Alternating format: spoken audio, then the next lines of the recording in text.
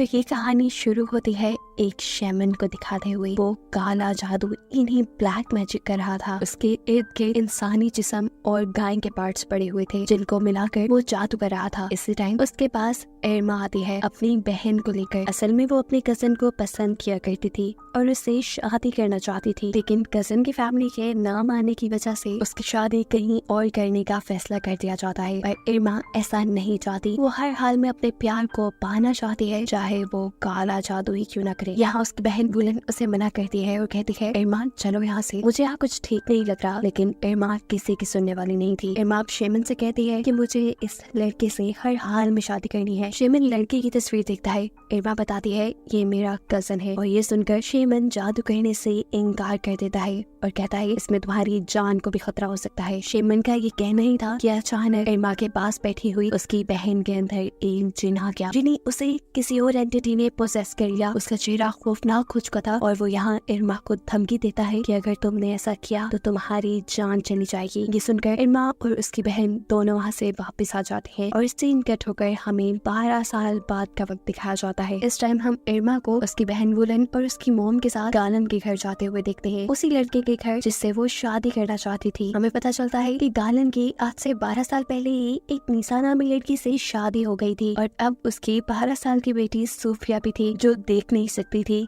यानी वो ब्लाइंड थी। ये सभी लोग यहाँ सोफिया की बर्थडे पार्टी सेलिब्रेट करने के लिए आए थे। इसी टाइम पर हमें गालन की मदर को भी दिखाया जाता है। गालन की मदर और इरमा की मॉम दोनों बहनें हैं। हमें मालूम हुआ कि गालन की मदर काफी टाइम से बीमार है। यहाँ पर हमें मालूम होता है कि सिर्फ इरमा ही नहीं बल्कि गालन भी इरमा के प्यार में एक वक्त में पागल हुआ करता था। उसने अपनी मॉम के कहने पर निसा से शादी तो कर ली, लेकिन वो आज भी इरमा के काफी करीब था। लेकिन अब उसे एहसास होने लगा था कि इरमा के साथ रहते रहते वो अपनी प्यारी से बेटी और अपनी वाइफ के साथ ज्यादती कर रहा है। इसीलिए उसने इरमा से दूर जाने का फैसला कर लिया। लेकिन इरमा ऐसा होने नहीं देना चाहती थी क्योंकि अब इरमा भी प्रेग्नेंट थी। ये सुनकर गालन उसके साथ बहुत ही रूड बिहेव करता है और उसे घर जाने को कहता है। घर आकर भी इरमा उसे बहुत कॉल्स करने की कोशिश करती है, लेकिन गालन उसकी कॉल्स को कॉन्टिन्यूसली इग्नोर कर रहा था। इरमा की बहन जो कि इरमा और गालन के बारे में सब कुछ जानती थी, वो इरमा से कहती है अब गालन तुम्हारा कभी नहीं हो सकता, तुम उसका पीछा क्यों नहीं छोड़ देती? तुम अच्छी तरह जानती हो उसकी एक फैमिली है और तुम उसकी फैमिली खराब कर रही हो। वुलन की बातों से इरमा को बहुत ज्यादा गुस्सा आ जाता है और वो डांट कर वुलन को ही अपने कमरे से बाहर निकाल देती है। इस टाइम उसे वैसे भी वुलन से ज्यादा गालन पे गुस्सा आ रहा था क्योंकि एक वक्त ऐसा भी था जब गालन ने उसके साथ जीने मरने की कस्में खाई थी, पर अब जैसे वो सब भूल चुका था। गुस्से में इरमा अब गालन की काम करने वाली जगह पे पहुंच जाती है। वो इस टाइम गुस्से में थी और गालन से अपने बच्चे को एक्सेप्ट करने को कह रही थी, लेकिन यहाँ पे गालन उसकी बात नहीं सुनता और उसके साथ बहुत रूड बिहेव करता है। उससे इरमा उसे धमकाने के लिए पास पड़ा हुआ चाकू उठा लेती है। इससे पहले कि इरमा उसके ऊपर हमला कर देती, गालन उसे धक्का देता है और वो नीचे गिर जाती है। इस एक्सीडेंट की वजह से उसका मिसकैरेज हो चुका था। गालन उसे खुद हॉस्पिटल लेकर जाता है और जब इरमा को होश आया तो इरमा ने इस सारी चीजों का जिम्मेदार गालन को ठहराया। यहाँ गालन आराम से उसे समझाता है देखो इरमा, मैं शादीशुदा हूँ, हम अब साथ नहीं रह सकते। लेकिन इरमा तो जैसे उसकी कोई बात सुनने को तैयार ही नहीं थी। वो बार बार यही बोल रही थी देखो गालन, तुमने मुझसे वादा किया था कि तुम मुझे कभी छोड़कर नहीं जाओगी। लेकिन यहाँ गालन एकदम से गुस्से में आ जाता है और उसे अपने से दूर करते हुए उसके ऊपर कुछ पैसे फेंककर यहाँ से चला जाता है। वो अब ऐसे किया था कि इरमा भी जानती थी अब वो वापस कभी नहीं आएगा। उसने अपना सब कुछ खो दिया था। वो यहाँ जोर जोर से चिल्लाती है और फिर गालन को बर्बाद करने की ठान लेती है। सीन कट होकर हमें दोबारा गालन को दिखाया जाता है जो काम के बाद अपने घर वापस लौट रहा था। तभी रास्ते में मस्जिद से इमाम निकल कर उसे कहते हैं गालन, अब तुम्हारी फैमिली में से कोई भी मस्जिद नहीं आता, तुम्हें मस्जिद आकर इबादत करनी चाहिए। इबादत हमारे ऊपर आने वाली बुराइयों को पहले से पहले ही रोक देती है। उसके बाद इमाम गालन को उसकी बेटी सोफिया के लिए एक गिफ्ट भी देते हैं, जिसके बाद गालन घर चला जाता है। बहुत ज्यादा थका हुआ था इसीलिए सो गया और तब सोते हुए सोफिया उसके पास आई। सोफिया ने उसे जगाया और यहाँ हमें दिखाया गया कि सोफिया ने अपनी आंखें बाहर निकाली हुई थी, जिसे वो गालन को देते हुए कहती है डैड, इस मर्तबा अगर आप मुझे कोई गिफ्ट देंगे तो मुझे आंखें गिफ्ट करना।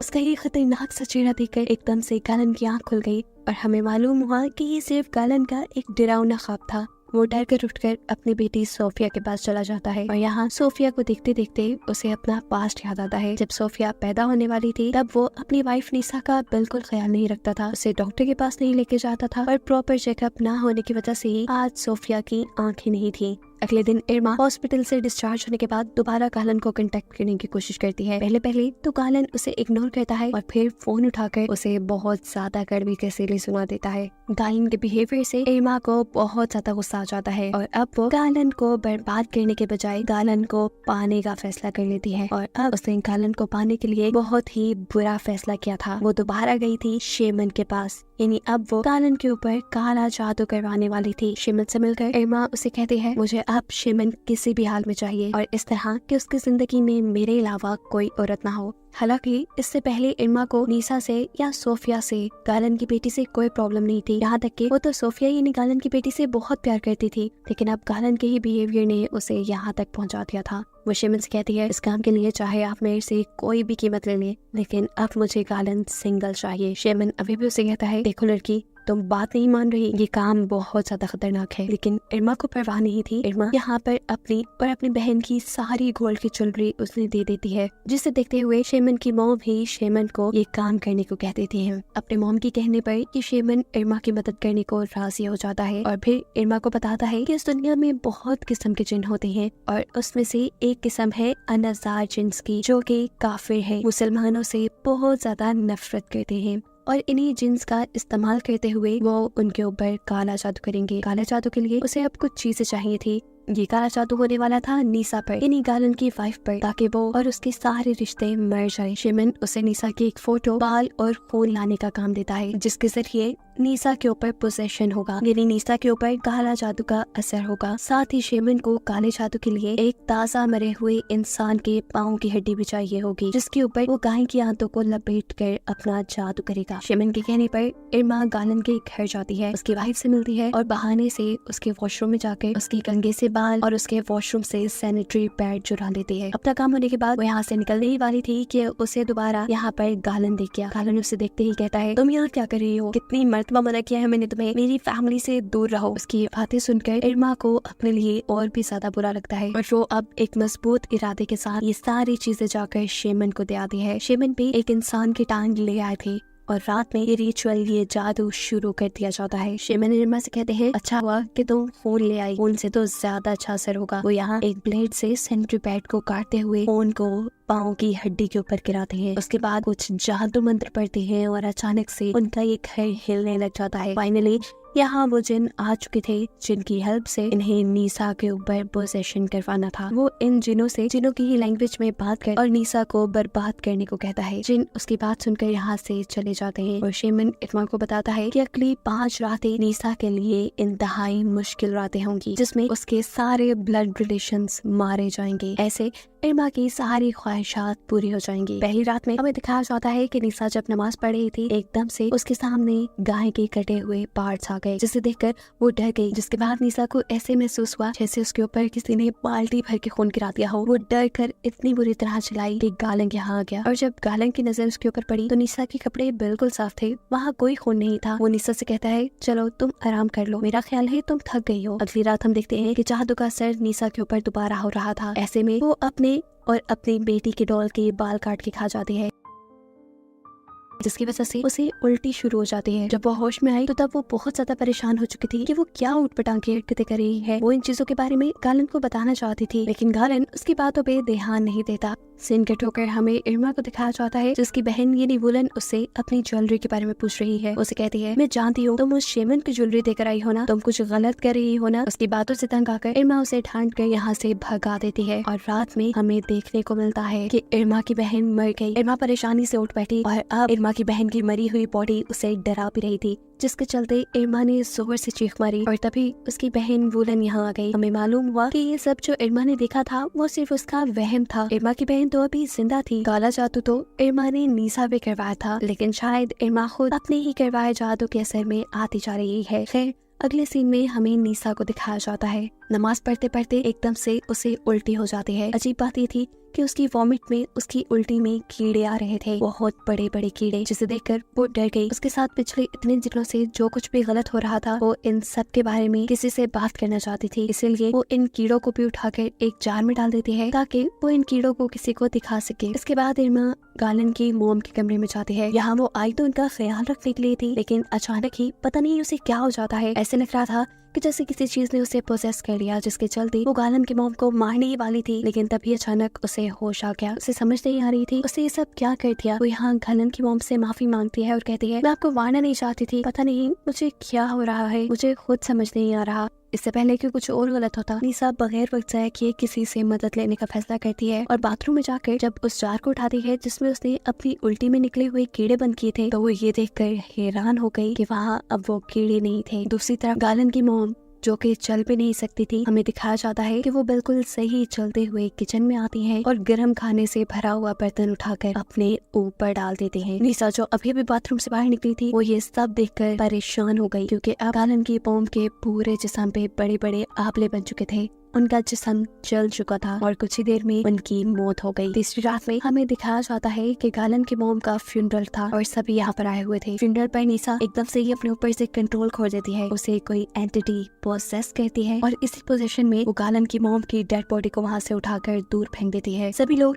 ये देखकर डर जाते हैं सिवाय इरमा की, जो जानती थी यहाँ क्या हो रहा है और वो तो ये सब देखकर खुश थी। दिखाया जाता है कि यहाँ पर इमाम भी आए थे। वो निशा की ये हालत देखकर समझ जाते हैं कि निशा के ऊपर किसी ने कब्जा किया हुआ है। वो यहाँ निशा को पकड़ कर उसके ऊपर कुछ पढ़ते हैं और निशा इस टाइम कंट्रोल में आ जाती है। इमाम अब ये समझ गए थे कि किसी ने जानबूझकर किसी ईवल जिन को निशा के पास बुलाया था। फिर दिखाया जाता है कि अपनी मॉम के फ्यूनरल के बाद गालन भी जब सोने के लिए जाता है तो उसे भी अब अजीब और गरीब ख्वाब आ रहे हैं, बहुत डरावने। उसने अपने ख्वाब में देखा था कि वो मर चुका है और उसके इर्द गिर्द बहुत सी औरतें घूम रही थी। ये देखकर वो डर गया और फौरन इमाम के पास गया। सारी बातें इमाम को बताने के बाद इमाम जवाब देते हैं मैं पहले ही निशा को देखकर जान गया था कि वो किसी शैतानी जिन के कब्जे में है। उसका नाम है अनाजार और अनाजार एक ऐसा जिन है जो बहुत ही ज्यादा ताकतवर है। वो मुसलमानों से नफरत करता है, इसीलिए लोग उसे काले जादू में यूज करते हैं। इमाम कहते हैं निशा का इलाज हो जाएगा, गालन तुम फिक्र ना करो। जिन कितने भी ताकतवर क्यों ना हो, लेकिन अल्लाह सबसे ज्यादा ताकतवर है और अल्लाह से ही मदद मांगते हुए हम निशा को बिल्कुल ठीक कर लेंगे। वो यहाँ गालन को निशा के लिए होली वाटर देते हैं और कहते हैं कि हमें निशा पर एक्सॉर्सिज्म करना होगा, यानी जादू का तोड़ करना होगा। इसके लिए तुम निशा को मस्जिद के पीछे वाले हॉल में ले आना। अब गालन जैसे ही घर आया तो उसने देखा कि निशा चिल्ला रही थी। असल में उसे गालन की मॉम की स्पिरिट यानी रूह डरा रही थी। ऐसे में गालन जल्दी से उसके करीब आकर उसे कंट्रोल करता है और उसके सर पे हॉली वाटर लगा देता है, जिसकी वजह से निशा को बहुत दर्द होता है। उसकी इस हालत को देखते हुए गालन को बहुत ज्यादा बुरा लग रहा था क्योंकि अब गालन के पास उसकी बेटी और उसकी वाइफ के अलावा कोई नहीं था। वो प्यार से यहाँ निशा को सुलाकर रेडियो पे कुरान पाक चलाकर चला जाता है, लेकिन उसके जाते ही रेडियो बंद हो गया और निशा को जिन्होंने बुरी तरह पोसेस कर लिया। अब तो उसकी आंखें भी अजीब हो चुकी थी, उसके होंठ दांत काले और वो खुद एक जिन की तरह दिखने लगी थी। सीन कट होकर हमें इरमा की मॉम को दिखाया जाता है जो गालन की मॉम की बहन थी। गालन की मॉम की मौत के बाद उनको भी बहुत ही डरावने ख्वाब आ रहे थे। आज वो भी किचन में किसी चीज को देखकर डर जाती हैं और जोर जोर से चीखें मारती हैं। उसके बाद वो पागलों की तरह अपने किचन के बर्तन तोड़ डालती हैं और उन्हीं बर्तनों का कांच खाते हुए उनकी भी यहाँ मौत हो जाती है। अपनी मॉम की मौत से इरमा बहुत ज्यादा डिस्टर्ब हो चुकी थी। वो जान चुकी थी कि उसने जो जादू करवाया है कहीं न कहीं उसका असर उल्टा पड़ता जा रहा है। इससे पहले कि कुछ और बुरा हो, वो वुलन यानी अपनी बहन को सब सच बता देती है कि हाँ उसने शेमन से मदद ली थी, उसने शेमन से जादू करने को बोला था, लेकिन शेमन ने कहा था कि इस जादू के बाद सारी मौत निशा के घर पे होगी, निशा के ब्लड रिलेशंस मरेंगे। लेकिन यहाँ तो उल्टा ही होता जा रहा है। यहाँ पर मेरे ब्लड रिलेशंस बढ़ रहे हैं, जैसे मेरी मॉम और उनकी बहन, और अब जो जिंदा बची थी वो वुमन यानी उसकी बहन थी। वुमन भी ये सुनकर बुरी तरह डर गई। वो अब इरमा को अपनी से दूर कर रही थी, लेकिन इरमा उसे कहती है वुमन मेरी बात सुनो, मेरा यकीन करो, मैं सब ठीक कर दूंगी। सीन कट होकर दूसरी तरफ हम गालन को देखते हैं जिसे आज निशा को इमाम के पास लेकर जाना था। इमाम ने उन्हें कहा था कि तुम फिक्र मत करना, अल्लाह हमारी मदद करेगा और हम उस जिन को हराने में कामयाब हो जाएंगे। गालन भी जवाब में सर हिलाते हुए निशा को अपने घर लेने चला जाता है। जहाँ रास्ते में उसे इरमा मिलती है। असल में इरमा उसे सब सच बताने आई थी। ये सब कुछ जो हो रहा है वो उसके करवाए काले जादू की वजह से हो रहा है। सच्चाई सुनते ही गालन का गुस्से से बुरा हाल हो जाता है। अब आज काले जादू की 5वीं रात भी आ चुकी थी और ये सबके ऊपर बहुत भारी पड़ने वाली थी। यहाँ दिखाया जाता है कि इरमा सब कुछ रोकने के लिए शेमन से मिलने के लिए जा रही है, लेकिन अचानक से उसकी बहन वुलन पोसेस होकर उसी के ऊपर हमला कर देती है। उसे डरते हुए इरमा वहाँ से भागकर बाहर निकल जाती है और वुलन भी बाहर आ गई थी। वो अब इरमा के बहुत करीब आकर उसे कहती है देखना आज मैं भी मर जाऊंगी। ये कहते ही वो वहाँ दरख्त पर चढ़ गई, जिसके बाद उसके बाल दरख्त की टहनियों में फंस गए और एकदम से उसने दरख्त से जंप कर दी, जिसकी वजह से उसके बालों के साथ साथ उसके सर की खाल भी उतर गई और बहुत ही बुरे तरीके से उसकी मौत हुई। ये सब देखकर इरमा तो जैसे पागल ही हो गई थी। वो अब जल्द से जल्द शेमन के पास जाकर ये सारी चीजें रुकवाना चाहती थी ताकि एटलीस्ट उसकी जान बच जाए। जबकि दूसरी तरफ हम देखते हैं कि इमाम साहब नीसा का एक्सॉर्सिज्म भी शुरू कर चुके थे। जैसे जैसे वो मुस्लिम्स की होली बुक यानी कुरान पाक पढ़ते रहते हैं, इरमा की हालत बिगड़ती रहती है। उसको जिन्होंने पोजेस किया हुआ था वो यहाँ कंट्रोल से बाहर हो जाते हैं और इस जगह मौजूद सभी इंसानों के ऊपर हमला करके उन्हें मार डालते हैं। इधर इरमा जो शेमन के ठिकाने पे पहुंच चुकी थी, शेमन उसे वहाँ कहीं नहीं मिलता। एकदम से नेगेटिव एनर्जीज उसे ही अपने कंट्रोल में ले लेती हैं। उसका जिस्म अकड़ जाता है, हड्डियां मुड़ जाती हैं, कमर टूट जाती है और ऐसे ही एक एक करके उसकी सारी बॉडी टूटकर उसकी भी यहाँ बुरे तरीके से मौत हो जाती है। यहाँ मस्जिद में नीसा जिनों के जरिए बहुत से लोगों को मारने के बाद अब गालन को भी पकड़ चुकी थी। इससे पहले कि वो गालन को भी मारती थी, यहाँ इमाम उसे बेहोश कर देते हैं। लेकिन उसे बेहोश करने के बाद भी ये लोग देखते हैं कि यहाँ सारे बुरे काम वैसे ही चल रहे थे और तब इमाम की नजर जाती है सोफिया पर यानी नीसा की बेटी पे। और सबसे बड़ा सच ये रिवील होता है कि जो जादू इरमा नीसा के ऊपर करवा कर आई थी वो जादू तो नीसा के ऊपर हुआ ही नहीं था बल्कि सोफिया के ऊपर हो गया था और जिन्होंने सोफिया को ही पोजेस किया हुआ था। और इसकी वजह ये थी कि इरमा ने बाथरूम में से जो सैनिटरी पैड और जो बाल उठाए थे वो नीसा के नहीं बल्कि सोफिया के थे। इसी वजह से नीसा के बजाय सोफिया के सारे ब्लड रिलेटिव्स मारे गए थे, जिसमें इरमा की भी फैमिली शामिल थी। यहाँ सोफिया गालन को मारने लगती है, जिस पर गालन उससे माफी मांगते रह जाता है, लेकिन सोफिया एक नहीं सुनती और बेरहमी से अपने डैड को मार डालती है। यहाँ इमाम जब नीसा को छोड़कर सोफिया के ऊपर एक्सॉर्सिज्म करते हैं तो ये एक्सॉर्सिज्म काम कर जाता है और जिन सोफिया को छोड़कर चले जाते हैं। ये हकीकत अगर इन लोगों को पहले पता चल जाती कि जादू असल में सोफिया के ऊपर हुआ था तो ये लोग काफी लोगों की जान बचाने में कामयाब हो जाते, पर अफसोस अब काफी लोग मर चुके थे। कहानी के आखिरी सीन में हमें दिखाया जाता है कि अब नीसा जिंदा है लेकिन बहुत ही बुरी हालत में। वो हॉस्पिटल में एडमिट है और तभी उसके पास सोफी आई है। सोफी की हालत अभी भी खराब थी। उसका खौफनाक चेहरा ये बता रहा था कि अभी भी जिन्होंने उसे पोसेस किया हुआ है और अब वो अपनी सबसे करीबी और आखिरी ब्लड रिलेटिव यानी अपनी मॉम को मारेगी, जिसके साथ ये कहानी यही खत्म हो जाती है।